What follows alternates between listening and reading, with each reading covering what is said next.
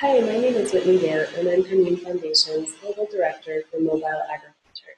I work closely with our country directors and teams on the ground to identify new opportunities, design new initiatives, lead business development, and provide programmatic technical support to existing projects. I'm also responsible for setting our global strategy for mobile agriculture, and I'll be walking you through that today. The Gantt Foundation focuses on agriculture because of the tremendous potential that it provides to reduce poverty in the developing world.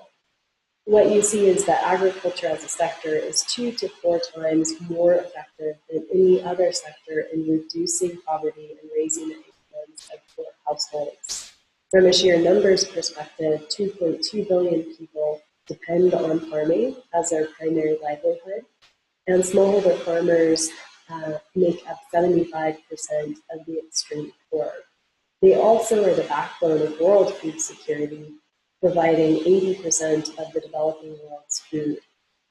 Unfortunately, almost 1 billion people are chronically hungry, and 50% of smallholder farmers themselves are food insecure, despite growing food as their primary livelihood. The globe is facing a critical time in terms of agricultural development. We see that the global population is projected to increase to 9 to 11 billion people by 2050, and this is projected to increase food demand significantly by at least 60%, if not more. At the same time, land fragmentation, soil degradation, and a changing and more variable climate is projected to reduce crop output in many areas of the world. As a result, there are extreme challenges that we face, but also tremendous opportunity for smallholders to come out of poverty and also contribute to a more food secure globe. At the Gantt Foundation, in our mobile agriculture work, we seek to measurably increase smallholder farmers' income and household resilience by delivering cost-effective information extension and market facilitation services that are adapted to each of the local contexts and countries in which we work. It's important to note here that we focus on measuring our impact in the field and have metrics that we use across our programs to see how effective we are and how we can improve our effectiveness over time, learning from country to country and sharing that knowledge.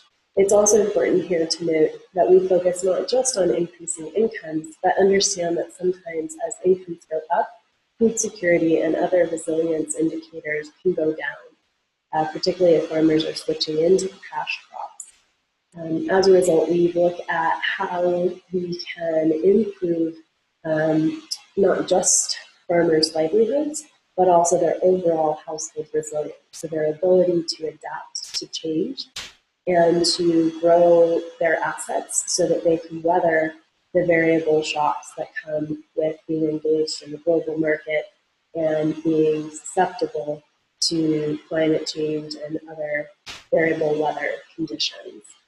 One of the key things that we look at within resilience is farmer food security, and we try to measure that in each of our programs, even when it's not an explicit goal.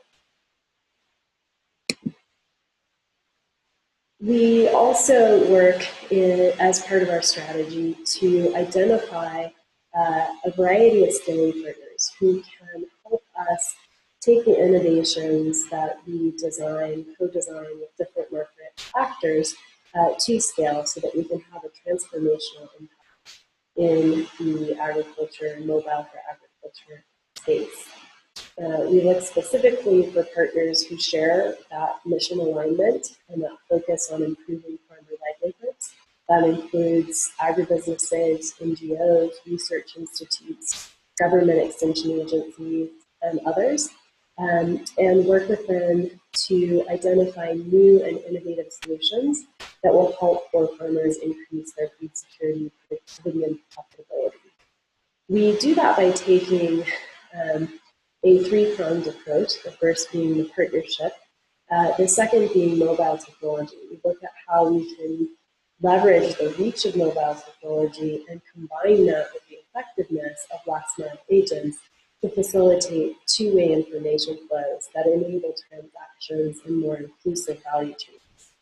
We focus on the innovation in the delivery of integrated services and convening of diverse actors, and work then with those partners to embed solutions in their core business. We do that to maximize the impact that we have and to ensure that the solutions that we design will be sustained over the long term by those market actors who have the mandate and incentive to provide the services long term. And one of the core things that we'll talk about later in the presentation is why the focus on integrated services, and as well as talking about who some of those diverse actors are. One of the key things we've learned over the years is that while information flows are critical to improving farmer livelihoods, it's also important to look at opportunities to use that information to then facilitate transactions.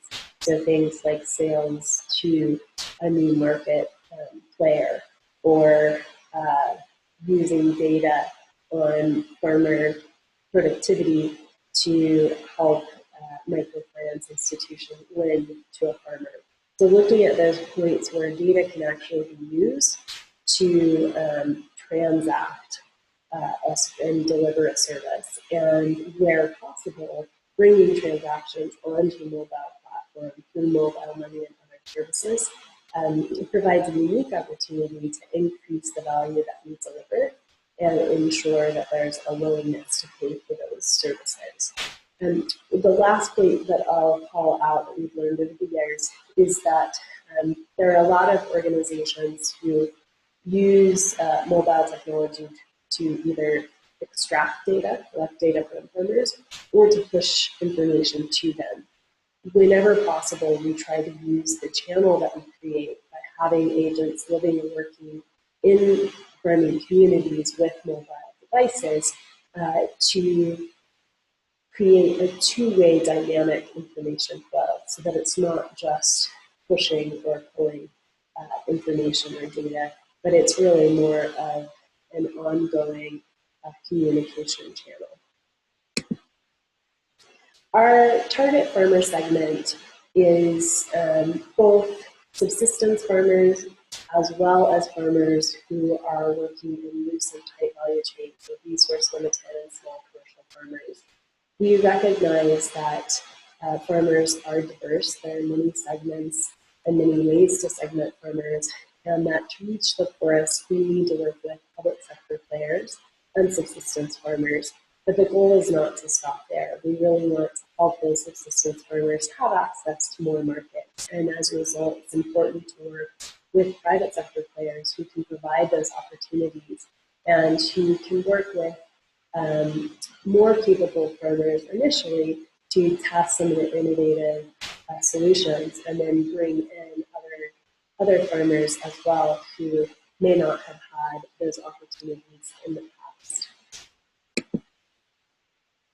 In developing our strategy, we look specifically at the challenges that farmers are facing so that we could develop a strategy that addresses those challenges comprehensively.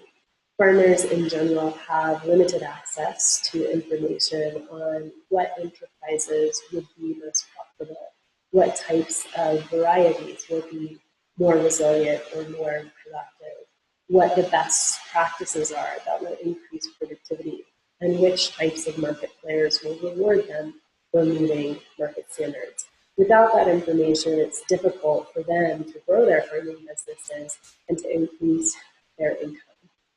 At the same time, we see that farmers have very limited access to services. They tend to be very remote, very rural, and service providers such as financial institutions, input providers, market buyers are often not in those rural areas. And so farmers are locked out of higher paying markets and sell at the farm gate, as well as don't have the credibility to engage with financial service providers, or the ability to purchase improved seeds and outputs, seeds and other inputs, because of a lack of services in the areas in which they work.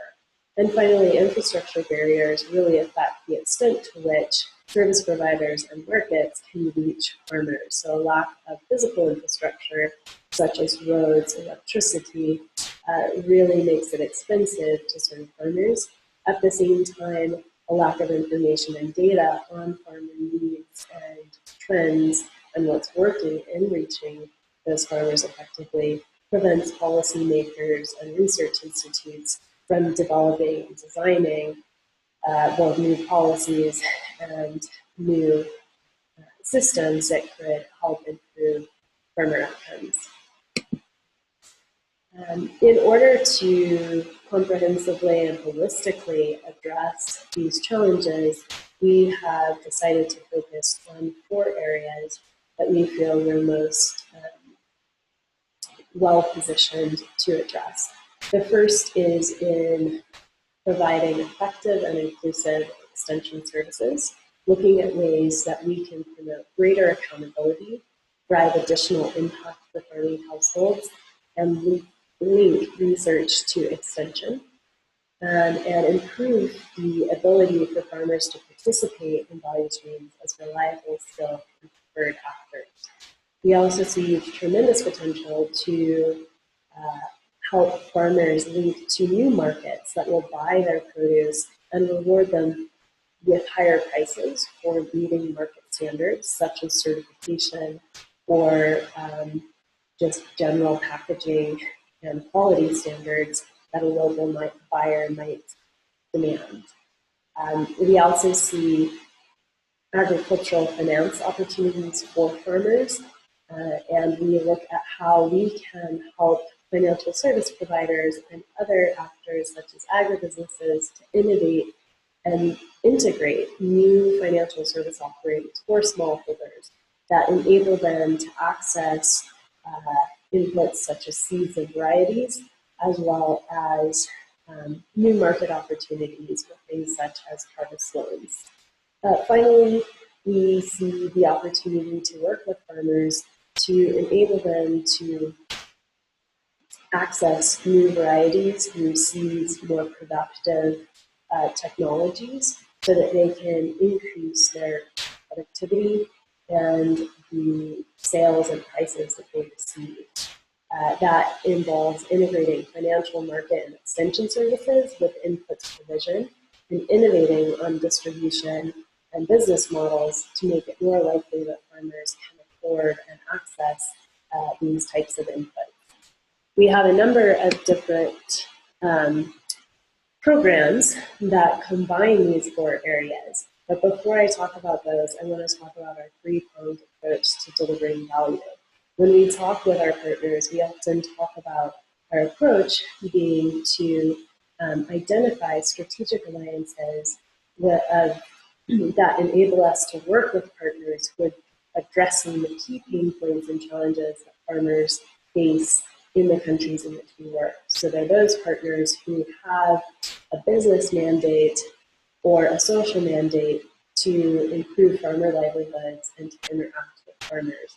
And we seek to understand what the key challenges are that those partners are facing, as well as the farmers themselves, and then innovate by leveraging mobile technology. This can be the mobile phone, the tablet, but it can also be other information and communication technologies, such as radio or video, and even cards, mobile cards such as debit cards, etc.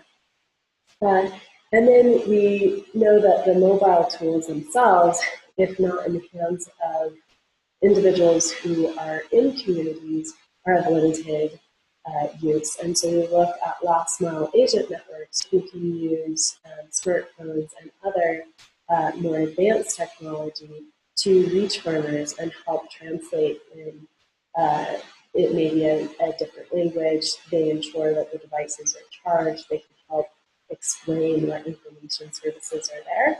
and they can help facilitate transactions. When we look for those last mile agent networks, we look specifically for those agents who are already working with our partners or who have the incentive to work with farmers already as individual entrepreneurs in the field. This slide here shows how we bundle or integrate these services to drive impact. So in our work, our bread and butter to date has really been in extension services effectiveness, really facilitating two-way information flows to help farmers get access to information that will improve productivity. We use that as our base, and then we understand that by leveraging that information, we can actually open up access to financial services, to inputs markets, and to buyers and new market opportunities. And what you see is that over time, our initiatives have gone from being on the outer edges or in one circle and the base of extension services effectiveness into that center there where you see the most projects currently being. And so the reason why you see this convergence is because we see more ability and opportunity to drive impact when we combine access to markets with access to inputs and access to finance. Obviously, as complexity goes up, it introduces some challenges. So we like to phase our approach to integration. But again, feel like the opportunity and the willingness, the opportunity for sustainability and the willingness to pay increases as you deliver more and more value. It also means you have to converge and convene different types of players to deliver those services, which requires greater innovation. And so we look forward to exploring what opportunities there are to do this in the projects that each of you are working on. Finally, this is our appendix. So, and I'm getting totally sunned out here, so I'm going to move over. So I'm not going to go too far into here, but I did want to touch on a few points. I'll let you walk through the theory of change on your own, but I do want to highlight a few things here. One is the dual focus on income and resiliency, and the need to include metrics along both of those lines. And the other is just the interaction between each of the individual areas in which we work, such as adoption of good agricultural practices, which could be seen as extension services, how that interacts with things like sales and the market services that we provide.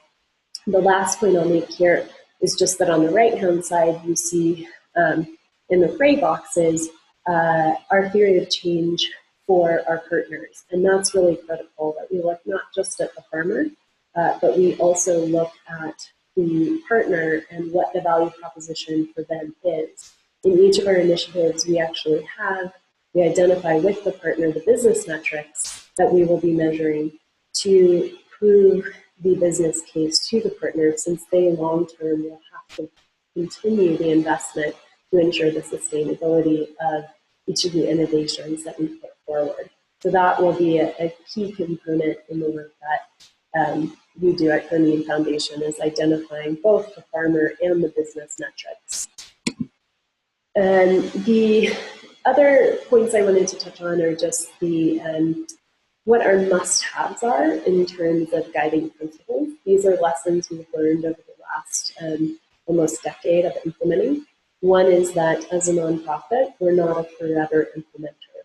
We need to ensure that each of our innovations has a possibility for sustainability, and we'll have stage gates where that sustainability has to pass a certain bar to continue from pilot on up. At the same time, we won't go it alone. Very similar principle there. We must leverage partnerships and show how those partnerships will value from, or will accrue value from our initiatives, so that our partners will sustain the program long term.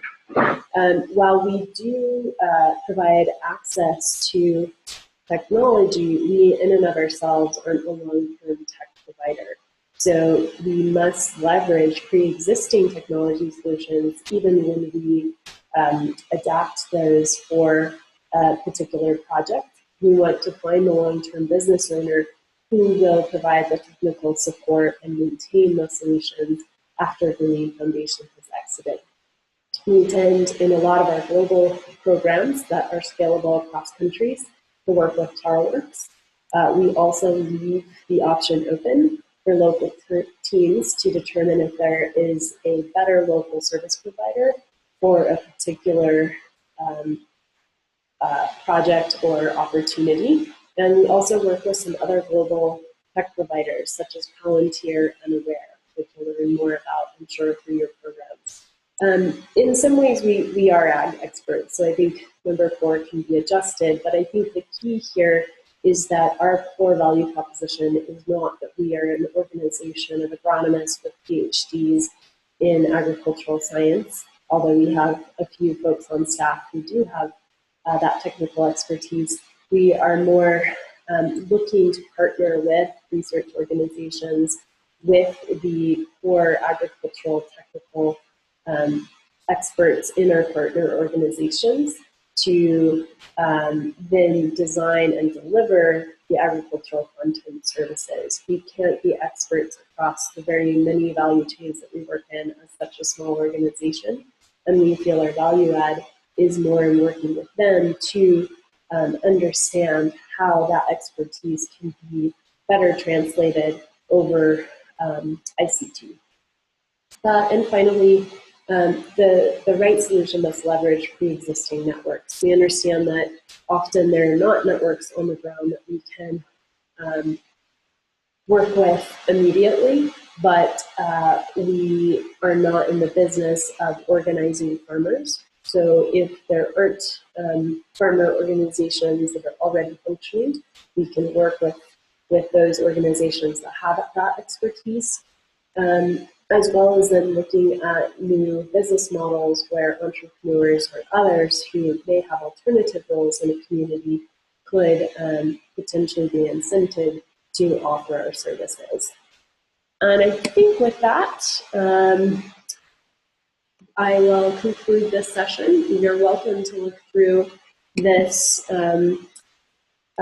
presentation in more detail, and I welcome any questions that you have. And look forward to meeting all of you in person. I want to thank you in advance for the work that you do to advance our mission. And again, any questions, feel free to email them to me, as well as to ask your local country director and program manager. Thank you again.